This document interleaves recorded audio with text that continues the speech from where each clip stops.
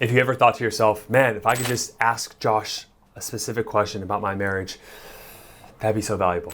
Well, today, that's the special video I have for you. What I did is I pulled my guys in the Marriage Mastery program.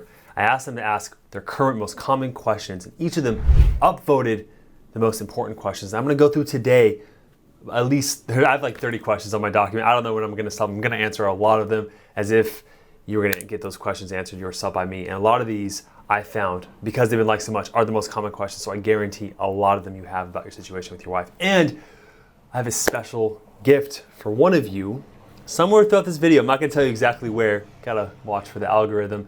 I'm gonna give my Marriage Mastery course away for free for getting the 10K followers on this channel. Thank you so much. I have so much appreciation and gratitude for not only subscribing here to become a better man. The reason why I do this, man, is like to be, when we cultivate men in our society, I think men are what lead to society to great heights, and no one teaches the stuff we teach in schools here. So much appreciation to you. Hope you enjoyed the video. Let's jump into the first one. All right, so the first client says, when will the burden of resentment of our past marriage end before she starts seeing the new potential marriage? So kind of an esoteric question here by this client, but what he says is what a lot of guys face. A lot of times when you start on this process of reconciliation and bettering yourself as a man, you might get frustrated because she isn't letting go of her resentment, right? And the unfortunate thing that you have to deal with is that you cannot control her. You cannot control her actions, you cannot control her emotions. And a lot of guys, when they hear that, they're like, yeah, I get it. No. Her resentment and that pain that's inside of her, it's been stored up for years. And so what I would tell this client is that, first of all, it's a good thing that she's expressing this pain toward you. A good thing. Because what's worse than that is her not opening up about her pain at all, hiding it inward and giving up. So the fact that she is expressing this pain, that's part of her healing process. Now, of course, there's plenty of videos here on this channel of knowing how to set proper boundaries if she's being abusive or attacking or crossing your boundaries, but you have to recognize that her pain and expressing that is a gift because it is her part of her healing. So you just need to cultivate the ability to help her work through that pain yourself. And over time, the more supportive you are, the more likely she feels safe and she doesn't need to express that pain to you anymore. And the fact that you're asking that question means subconsciously you don't agree with it. So when she brings you that pain, I guarantee you she feels that like, oh, when are you gonna get over this?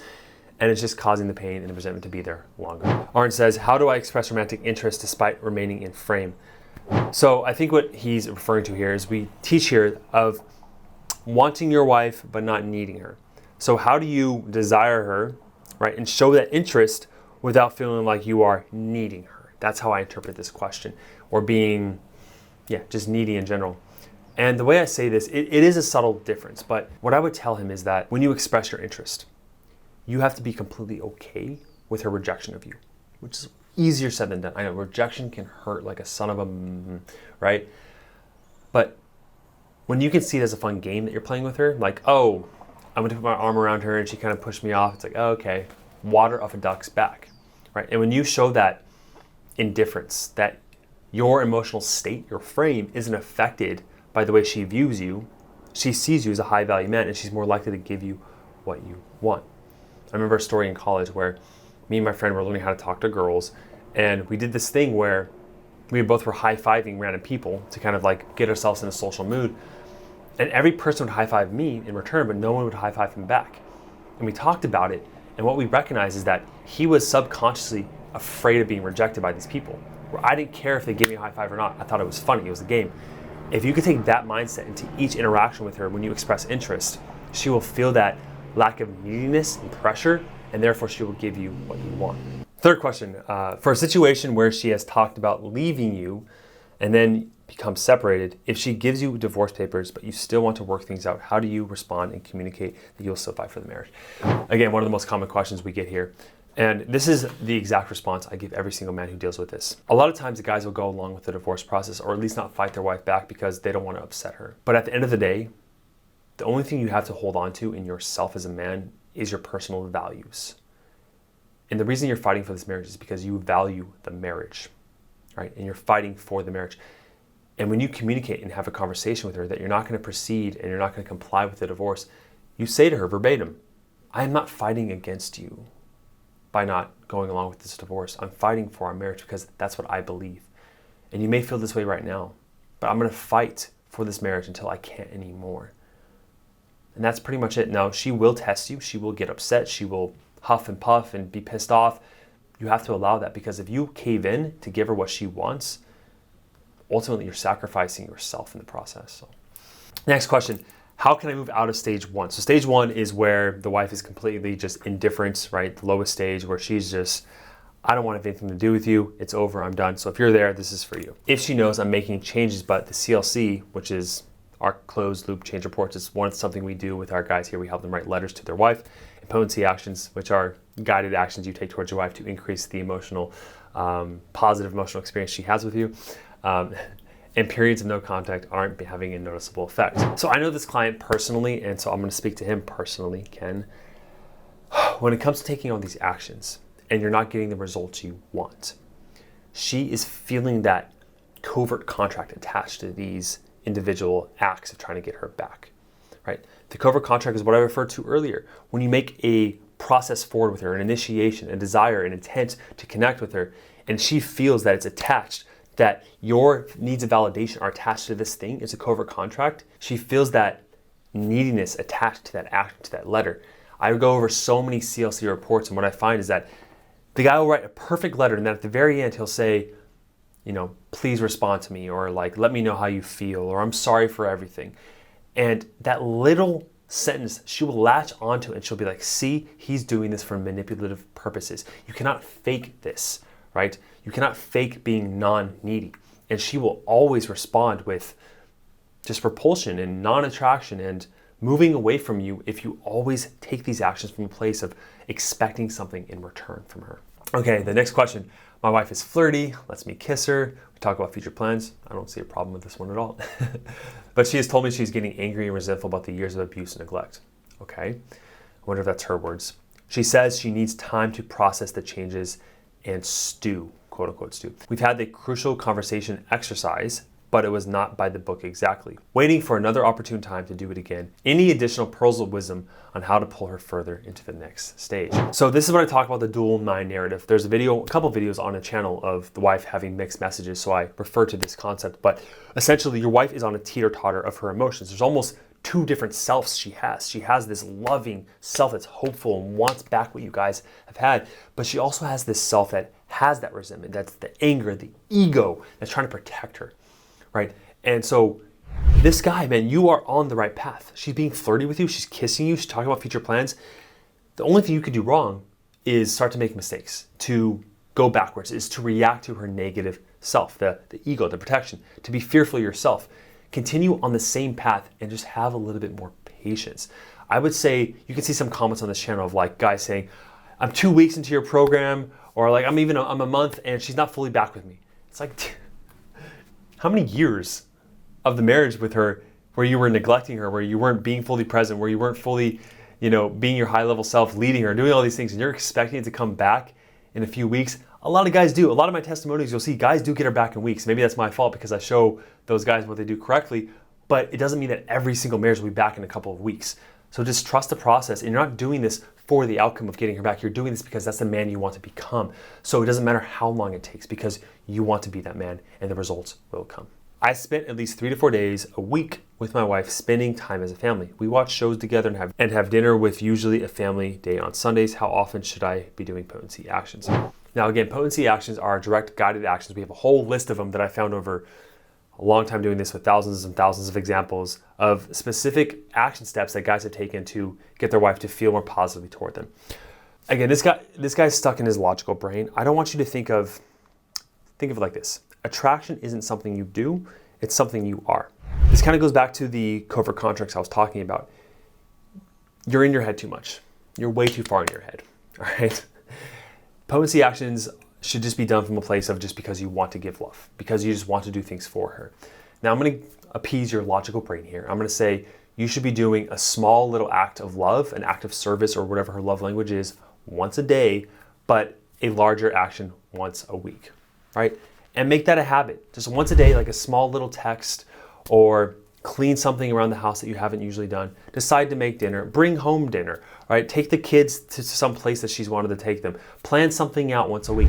This should be just a natural habit you do. You shouldn't think of a specific number in your mind. Okay, I did 3 out of 4 potency actions this week. I'm rocking. No, it's like, just do them because you want to. And start to notice that the more you start to give her, just because of the act of giving, it fills you up. It makes her happy, and you don't need anything in return. Jeff Hansen, we've been divorced for a month, and she is regularly seeing the new guy. What does the path of reconciliation, if possible, look like for us? Now, I have a couple of videos on this channel you can see in the playlist on the Marriage Mastery Reviews of guys winning their wife back after she was seeing another guy. There's a bunch of client stories around that. And there's a predictable process and path. You can watch the videos to see how it's done, but I'll answer this question for you. Step number 1 would be, you have to stop thinking about the other guy, right? I've been there myself. I've been cheated on. I've lost my woman I love to another man multiple times. And a lot of times in this process, you're thinking to yourself, what does this guy have that I don't? A lot of guys will tend to like downgrade and demean the other guy. If you're thinking about him at all, he's winning, okay? He's taking real estate in your mind. And the second thing is that she will come back to the better man. And you have to know that you are the better man. Even though you've screwed up in the past, you haven't been there for her, you have to believe to the core of your body, your soul, that you are the best guy for her, that you can meet her all her needs. The fact that you're in this program, he's not in this program. He's not the one that's learning all this stuff about emotional intelligence, leading, assertive, dominant polarity, masculinity, all this stuff that I teach you on this channel. You are becoming the better man. And as soon as you know that to your core, it's not something you have to force to do, right? So what will generally happen is that she'll begin to test you more and more. Okay, now these tests will come in the form of anger, of just like more withdrawal. And the more she sees that you're unreactive to these tests, you're creating space for yourself, you're focusing on yourself, then a little bit of curiosity will start to take place. She'll start asking about you through friends, she'll call you randomly, she'll look at your social media accounts if you have any, and then she'll find excuses to see you. At that point, when she starts to see you again, she's gonna say, I'll come back into your life under this type of new relationship. I will be your friend, or I will move back in, but I'm still gonna see the other guy.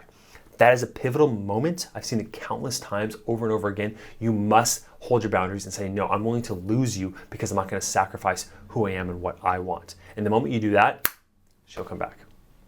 All right. Matt says, I'm in stage 2 and have been for 4 to 5 months with contact only about the kids. I know every woman is different and needs time to heal and find themselves. My question is, do I reach out because I want to see how she is, or do I wait for her to contact me?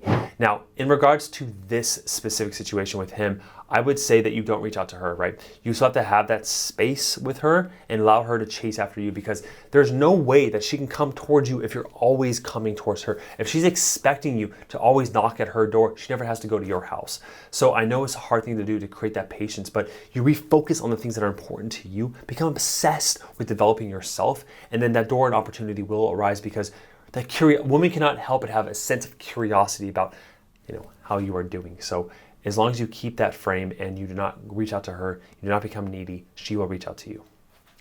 I'm going to summarize this whole entire question down to one. He's asking a big question. He's asking essentially how to transform himself. Now, this is a long, drawn-out process, but I will try to simplify it down to its core elements. It's first principles, if you will. Transforming who you are comes down to your identity, the way you see yourself, right? This conceptualized self and all the different stories and software that you've encoded in your brain about who you are as a man. And a lot of these traits and behaviors and perceptions you have that have caused you to be where you are with your wife right now, they've all stemmed from these past experiences you've had. So it's a 3-part process of going from past to future and then to the present. The first past action you take is you go back to those areas in your life, usually with an expert who's done it millions of times, and you're able to see what stories you've created and what beliefs you've adopted and values you've had in regards to connecting and expressing your needs that are no longer suitable for you with your wife, and actually cause that disconnect. Once you're able to cut off those past wounds and almost reorient to a new software, then in the present moment, you see what actions you can take day by day with her to formulate a new conceptualized self, a new identity that is congruent with the man that you want to become. And so once you cut off the past, you adopt new labels for your current self, then you look at the future and you really create that. A lot of men are stuck in this scarcity mindset. They focus on fear first. It's what the brain does. And so you have to consciously mindfully choose the future you want to create with her, and see that vividly through exercises, through visualizations, and then every single moment you are with her, because you've cut off the past, because you've seen a new future, what you want, in that present moment, you are becoming the man that gets what he wants by the new identity that you've adopted. Easier said than done, but that is the process. Okay, if you want an opportunity to win the Marriage Mastery Program absolutely for free, here's what you need to do. Down below, comment down a video that you want to see, a personal question you want me to answer with you and your name, and then you're gonna email us at support@joshhudsoncoaching.net, and you're gonna title that subject video Pinnacle. We will choose one of you to join the program absolutely for free. Let's jump into the next one. So this client, I'm gonna save you the deal of reading this long one. He basically asked that he thinks there's an affair and he wants to know how to bring up the conversation without seeming non-trusting. Look, there's no trick to this. If I were to personalize, because I've been cheated on multiple times, I know how to bring up this conversation. You just have to be honest with yourself, and you have to tap into how you really feel. And it sounds like he feels concerned, right? That's the biggest emotion here with her having another affair. And when it comes to trusting your spouse, you just have to trust them. Because if you don't trust them and you choose to still be with them, it's going to deteriorate and things are going to fall apart. And it sounds like there's a lot of that going on. So when you talk to your wife and you think there's an affair, you have to sit her down, look at her in the eyes. The first thing you do is express that your desire, your joint outcome of the goal of wanting to be with her, how much you love her, how much you care about her. And because of that, you have to be completely forthright with how you feel. When you look her in the eyes, you say, look, I feel concerned that there's something else going on with someone else. If there is, I totally understand why you would do that, and I won't get mad, but I think if we're gonna move forward from this, I need to know the truth, and I just need to know if there's something else going on. If there's not, then it's just my mind running amok, and I totally understand that, and I feel bad even bringing this up, but I have to address it because it's sitting under the surface and it's kind of killing me inside. Is there something else going on with another guy? And then if she looks at you in the eyes and says, no, there's not, you have to believe her. You do.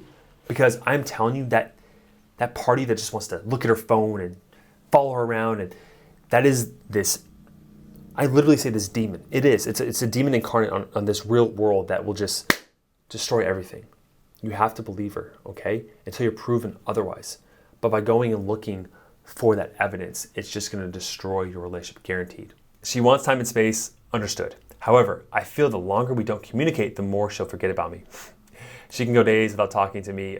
We communicate about our son, but other than that, not at all. How do I still let her know I'm still here?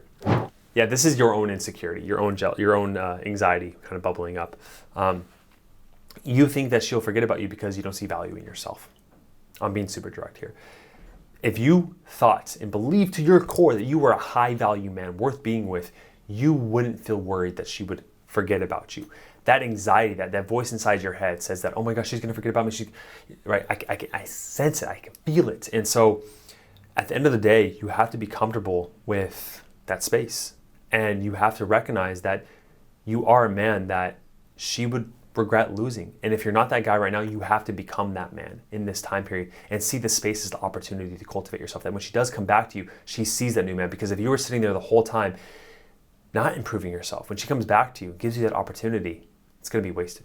My wife knows I'm going through coaching, but said, so someone else is saying it for you, which threw me off. But I said calmly, it's helping me learn what's the best things to say if she says. Okay, so this question basically, a lot of times when the guys come into the program, they're learning new skills, they're reading books, they're becoming a new man. And what happens is that the wife will throw this at them like, oh, you have to have someone else to teach you how to talk to me?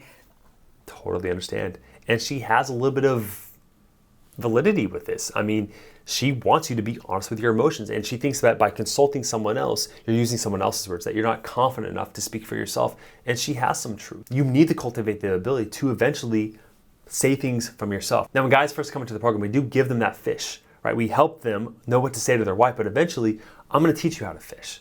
So in the meantime, while she's saying these things, here's what you should say. First, recognize this is a test. This is a test to throw you off your frame, to make you reactive. So if you react, you lose. So just by not reacting, smiling and looking at her, and I have a whole video on tests that you can check on the channel, and exaggerating and amplifying and making it humorous and passing your tests, that's the best way to deal with this.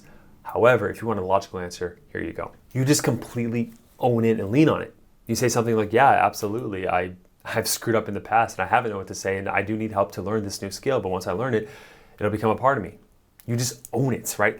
It's your insecurity that someone else is helping you and she's calling you to question your manhood or your intelligence or whatever it is, and you're allowing it to happen, right? So just being non-reactive, holding your frame that and owning it. You're like, yeah, I do need help, right? The humorous way to pass the test is like, yeah, I got the earpiece right here. Do you want to hear what he's having to say? Because it's pretty actually funny what he's telling me to say to you right now. I do not want to say it. You make it humorous, right? That humor is the biggest and best way to deflate the test. However, you got to be good at it. So it comes with time as a skill. What is the key to staying in your big state of love, your best self, instead of going to the small self? Kind of states back to the identity piece, but I'll give a different perspective on this one. You are the average of the 5 people you surround yourself with most. Your environment shapes who you are. And when I say environment, I don't just mean the people. What I mean by environment is also who you listen to. Are you listening to audiobooks that make you become a better man? The best part of our program is our group calls and Brothers in Arms. These guys get connected with other men in the community that build them up. Iron sharpens iron. They call each other out on their BS. And this is why I believe our program helps men accelerate to get their wives back faster than anything else out there. So you have to ask yourself, like, who are you surrounded with? Are you surrounded with other people other than your wife and children and other people at your job that are helping you become a better man? Because if not, that's a big reason why you are falling into your emotional small self. If she checked out a long time ago and I did not know, and we are in the middle of a divorce separately, is there a way to reconnect after all the lost time? Yes. Next question. What would turn this all around in an instant and bring us back together? You want the magic pill. I don't like giving magic pills. If you want a magic pill though, you got to learn to love her but not need her. You have to learn to recognize your own value as a man, that even if she was to leave you, that you'd be okay. And easier said than done, but you're asking for a magic pill, but that's the answer. If you can fully believe in yourself that if she were to leave you, you're going to be fine. You're going to be okay. It's going to be okay. You're going to survive. Your conscious brain knows that, but your subconscious brain doesn't. Right? Your subconscious brain is what controls your emotions. So if you want that magic pill, that instant thing, as soon as she recognizes that you love her with all of your heart. You want her in your life. You desire her. But you'll be okay without her. You're a high value man. Everything will be all right. That's that magic pill. When I feel like I'm being attacked or criticized, why do I turn into a 7-year-old child and react without thinking? Lots of reasons. Because women know how to push your buttons.